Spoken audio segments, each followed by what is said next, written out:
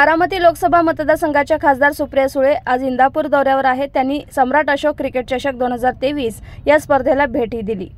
अमोल कोल्हे लोकसभेत आहेत, त्यामुळे कांद्याची परिस्थिती काय आहे हे पाहावं लागेल असंही सुप्रिया सुळे यांनी म्हटलं। इतकं असंवेदनशील सरकार असेल तर त्यांच्याबद्दल काय बोलणार असा संतप्त सवाल त्यांनी उपस्थित केला।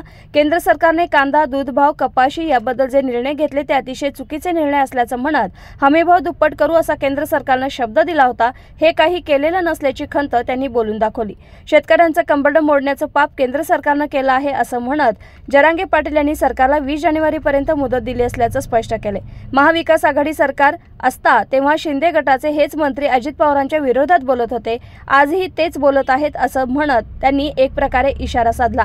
तो त्यांचा अंतर्गत प्रश्न आहे, ही लोकशाही आहे, आमच्यासाठी लोकशाही आहे तर दिल्लीवाल्यांसाठी दडपशाही आहे असं म्हणत माझ्या विरोधात कोणीतरी लढलंच पाहिजे, त्यामुळे तो त्यांचा अंतर्गत प्रश्न आहे, कोण लढणार ते ठरवतील असंही त्यांनी म्हटलं। मी काही ऐकलेलं नाही आणि माझ्या वाचनात देखील आलेलं नाही असं म्हणत त्यांनी विचारलेल्या प्रश्नांना बगल दिला आहे। भाजप राजकारण करते का नाही याबाबत शक्यता नाकारता येत नसल्याचं त्यांनी म्हटलं। काय टीका करणार? टीका केली जाते ही आता नौटंकी आहे किंवा काही नौटंकी कशी हो? अमोल दादानी आक्रोश मोर्चा सुरू केला आहे, तुम्ही बघताय की कांद्याची काय परिस्थिती आहे आणि इतकं जर असंवेदनशील हे सरकार असेल तर ह्याच्याबद्दल काय बोलणार। आणि अर्थातच महाराष्ट्र सरकारला जर कांद्यावर आंदोलन करणं हे नौटंकी वाटत असेल तर हे महाराष्ट्राच्या शेतकऱ्यांचा अपमान आहे। आणि ज्या पद्धतीने केंद्र सरकारमध्ये इथेनॉल असेल, दुधाचा भाव असेल, कांद्याचे प्रश्न असतील, सोयाबीन असेल, कपास असेल, या सगळ्यांमध्ये जो निर्णय घेतलेला आहे पॉलिसी लेवलला तो अतिशय चुकीचा आहे। हमी भाव दुप्पट करू असा शब्द दिला होता केंद्र सरकारने, पण ते काही केलेलं नाही। शेतकऱ्याचं कंबरडं मोडण्याचं पाप जर कुठल्या सरकारने केलं असेल तर आजच्या केंद्र सरकारने केलं। ताई बच्चू कडू हे भाजपसोबत होते, शिवसेनेसोबत होते, मात्र आता ते त्यांच्यासोबत नाराज आहेत आणि आजच ते पवार साहेबांची भेट घेणार आहेत। कुठेतरी बच्चू कडू हे महाविकास आघाडीसोबत येणार आहेत अशी चर्चा सुरू आहे। मला त्या मीटिंगचं काय माहिती नाही। जरांगे पाटील मुंबईला जाण्यावरती ठाम आहेत। कुठेतरी जरांगे पाटील असं म्हणतात की आता आम्हाला गोळ्या घातल्या तरी आम्ही मागे हटणार नाही। दुसरीकडे ते असं देखील म्हणतात की आम्हाला जर मराठा आरक्षणासंदर्भात जर कठोर निकष जे लावले जात आहेत तर ते ओबीसीला देखील लावेत असं वक्तव्य त्यांच्याकडून केलं जातं। मला असं वाटतं जरांगे पाटलांनी 20 जानेवारीपर्यंत वेळ दिली आहे महाराष्ट्राच्या सरकारला, त्याच्यामुळे महाराष्ट्र सरकार काय प्रस्ताव आणतो ते बघूया। पुणे जिल्ह्यामध्ये अजित पवार गट, शिंदे गट आणि यांच्यामध्ये वाद उपळलाय।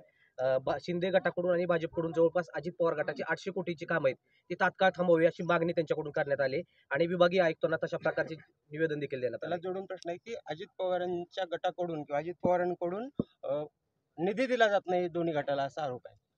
मला असं वाटतं महाविकास आघाडीचं सरकार होतं तेव्हा शिंदे गटाचे हेच मंत्री हे माननीय अजितदादांच्या विरोधात हेच बोलत होते आणि आजही तेच बोलत आहेत।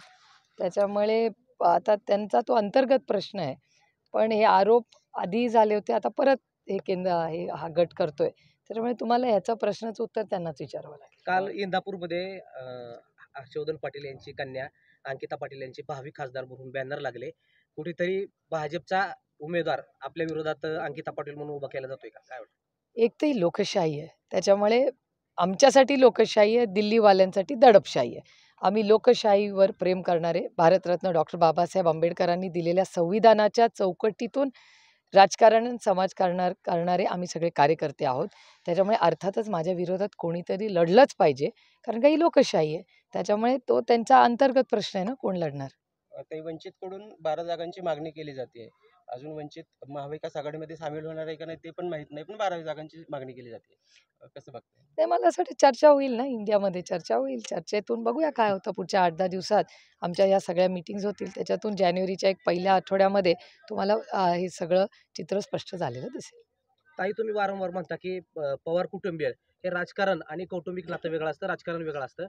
मात्र अजित पवारांकडून आता शिरूरच्या ज्या मतदारसंघाचे खासदार आहेत अमोल कोल्हे यांना कुठेतरी त्यांच्याकडून टार्गेट करण्यात येत आहे। अजित पवार असं म्हणतात की मी अमोल कोल्हेंचा माझा उमेदवार म्हणून त्या ठिकाणी पराभव करणार। ही लोकशाही आहे, प्रत्येक जण आपल्या पद्धतीने बोलत असतं, ही लोकशाही आहे। अयोध्येच्या राम मंदिरासाठी 500 वर्ष लागलीत असं सांगितलं जातंय। जर सर्व पक्ष एकत्र आले असते तर मात्र हे राम मंदिर लवकर झालं असतं असं RSSच्या कार्यकर्त्यांचं म्हणणं आहे। मी काय ऐकलेलं नाही आणि माझ्या वाचनात आलेलं नाही, त्याच्यामुळे मी याच्यावर बोलू शकत नाही। ह्याला जोडून एक प्रश्न की राम मंदिरासाठी अनेक भाजप सोडून इतर जे पक्षातील नेते आहेत त्यांना आमंत्रण दिलं जात नाहीत. कुठेतरी राम मंदिराचं भाजप राजकारण करताय का?